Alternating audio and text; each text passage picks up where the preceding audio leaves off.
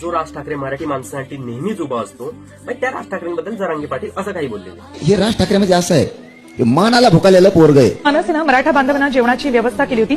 8,000 चपात्या, 2,500 भाकरी, मिरचीचा ठेचा आणि भाजी. ठीक आहे, ते बोलले असतील, काय त्यांना ताणतणाव असेल, मनातल्या भावना व्यक्त केल्या, परंतु हे काही लोकांना खरंच आवडलं नाही. मला पण काही गोष्टी साईडला ठेवताना हे बघा, हा तोच सुनील शुक्ला आहे जो राज ठाकरेंना नेहमी विरोध करतो की राज ठाकरे उत्तर भारतीय को मारते पिटते, हे करते, उनका विरोध करते. पण का करतात? मराठी मुलांसाठी, मराठी मुलांना प्राधान्य भेटो, सगळ्या गोष्टी भेटो, पण ह्या गोष्टी आपल्या मराठी मुलांच्या, मराठी माणसांच्या डोक्यात का घुसत नाही? आणि हा जरांगे पाटलांकडे का आला? याचा फायदा पाहिजे राजकीय पोळी भाजायला. म्हणजे हा याचा राजकीय पक्ष मोठा दाखवण्यासाठी आलाय आणि स्टेटस स्टोऱ्या टाकणार आणि दाखवणार की हा मुंबई में माझी पण उत्तर भारतीय सेना वगैरे. यांनी मलाही ऑफर दिलं की माझी उत्तर भारतीय सेना जॉईन कर, मी डायरेक्ट याला नकार दिला.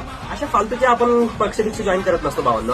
आणि मेन मुद्दा भाई बघा, एवढ्या कसरासारखी 40-50 ट्रेन येतात महाराष्ट्रामध्ये रोज, एवढी वाढ होत चालली, रोज एवढी वाढ होत चालली ना, खरोखर धोकादायक आहे. आता कुठेतरी हे थांबवलं पाहिजे. नेहमी राज ठाकरे बोलत आले, पण आता खरंच थांबवलं पाहिजे भावनो. मुंबई वसई विरार पूर्ण पॅक झाले, कधीच रात्री 2 वाजता पण ट्रेन फ्री भेटत नाही. तशा महाराष्ट्रामधील अनेक पुणे, नाशिक, जळगाव, धुळे, नागपूर या सगळ्या सिटीमध्ये आता तरी लक्ष ठेवा की इकडे तरी भरू नका बाबांनो. इकडे आपल्या माणसांना टिकून द्या, इकडे जास्त आता बाहेरचे लोंढे भरू नका.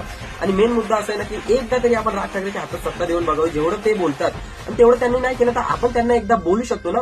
पहिली गोष्ट, मला पण असं फील होते की जेव्हा ते सत्तामध्ये येतील, जेव्हा राज ठाकरे सत्तामध्ये येतील ना, महाराष्ट्रामधील मुलांना भटकायची गरज नाही. सगळ्या ठिकाणी प्रथम प्राधान्य महाराष्ट्राच्या मुलांना असेल.